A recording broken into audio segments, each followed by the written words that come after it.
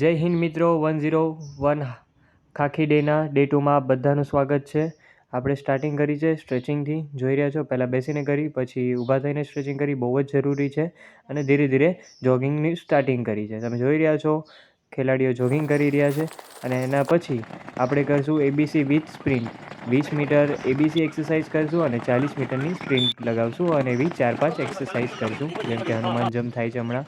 પછી main workout પર જઈશું. આજનો મેઇન વર્કઆઉટ રહેશે 4.5 કિલોમીટર રનિંગ અને એક ટાઈમ લિમિટમાં, બરાબર. તો એ રીતે જુઓ છો. અને ફોરેસ્ટવાળા અમને 120 મીટરની સ્પ્રિન્ટ હતી.